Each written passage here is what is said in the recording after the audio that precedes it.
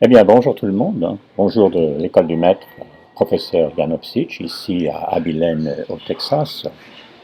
Et donc, vous avez bien travaillé sur les deux premiers modules du cours de l'école du maître, c'est-à-dire sur les cours qui concernaient la vie de Jésus et son enseignement et aussi l'Église.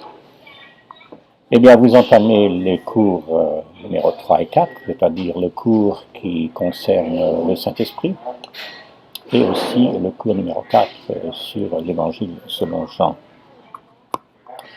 Je crois que ces deux cours vont bien ensemble, car en fait, sur les quatre évangiles, l'Évangile de Jean, qui n'est pas l'un des trois synoptiques, a beaucoup à nous dire sur le Saint-Esprit, plus que les autres. Et ce n'est d'ailleurs pas un hasard. Vous savez que dans l'évangile de Jean, vous avez du chapitre 13 jusqu'au chapitre 17, on peut l'inclure, bien qu'il s'agisse de la prière de Jésus, vous avez des chapitres remplis d'enseignements. Peut-être d'ailleurs dans tout l'évangile de Jean, ce sont les chapitres où on trouve le plus grand nombre d'enseignements. Et d'ailleurs, cet enseignement est donné précisément au moment de l'institution du repas du Seigneur, qu'on appelle aussi la communion, et que même certains appellent l'Eucharistie, qui n'est pas d'ailleurs un terme inexact, puisque Eucharistie vient du grec qui veut dire action de grâce, et effectivement, dans les textes bibliques, nous trouvons que la communion, le repas du Seigneur, est une action de grâce. Alors, comme je le fais souvent, j'aimerais vous citer un texte pour introduire ces deux cours, un texte qui se trouve justement dans l'Évangile selon Jean, au chapitre 15, ce sont les versets 26-27, je lis de la seconde 21. Quand sera venu le défenseur, parfois ce mot est traduit en consommateur, c'est le grec paraclète, que je vous enverrai de la part du Père, l'Esprit de vérité, qui vient du Père, il rendra témoignage de moi.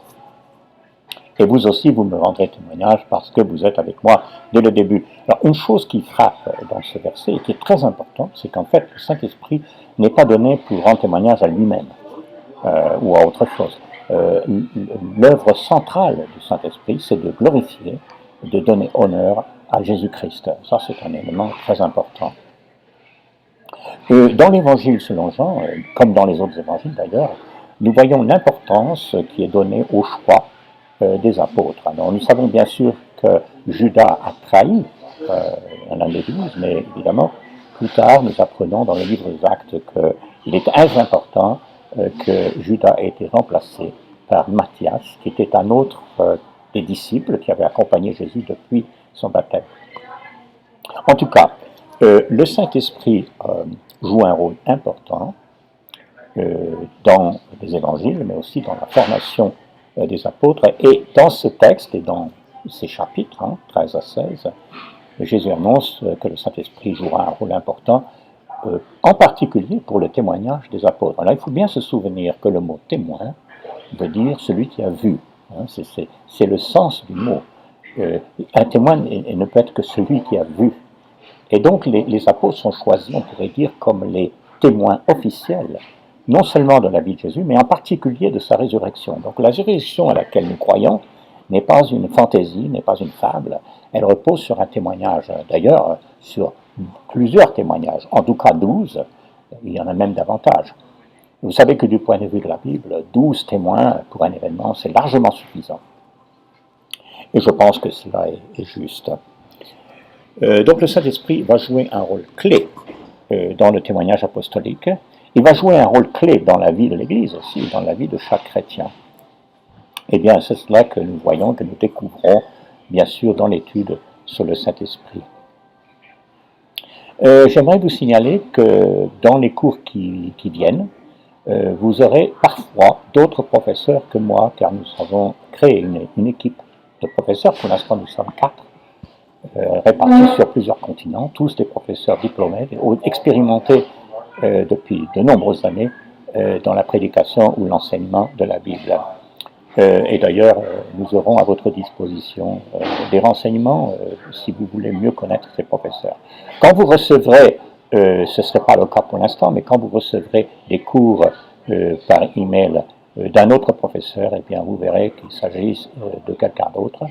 Mais évidemment, cela vient de nous qui sommes ici à Abilene, puisque je coordonne ces cours un petit peu sur tous les continents. Bien sûr, vous pouvez toujours m'écrire, rester en contact avec moi personnellement si vous avez des questions. Alors, quand il s'agira des entretiens, qui sont très importants, quand il s'agira d'envoyer votre mémoire ou vos questions d'examen et toutes ces différentes choses, eh bien, cela se passera avec cet autre professeur, non pas avec moi-même. Mais vous le verrez bien, et cela vous sera expliqué lorsque nous arriverons à ce point. Et je vous souhaite bon courage, mais surtout, je prie que la grâce et la paix de notre Seigneur vous soient répandues dans votre vie, car dans le monde actuel, et vous le savez aussi bien que moi, eh bien, nous avons grand besoin que le Saint-Esprit nous aide, nous console, nous défende, nous assiste, hein, parce que c'est le sens de son nom, le Paraclète, c'est celui qui est envoyé à nos côtés, hein, selon le grec. Et donc, il est à nos côtés, il nous soutient d'une manière merveilleuse, il intercède aussi, comme l'apôtre le dira dans Romains chapitre 8, dans nos prières, parce que nous ne savons pas toujours comment prier, mais il est là et il nous soutient. Et je prie qu'il vous soutiendra dans ces études. Alors, que Dieu vous accompagne et que Dieu soit avec vous.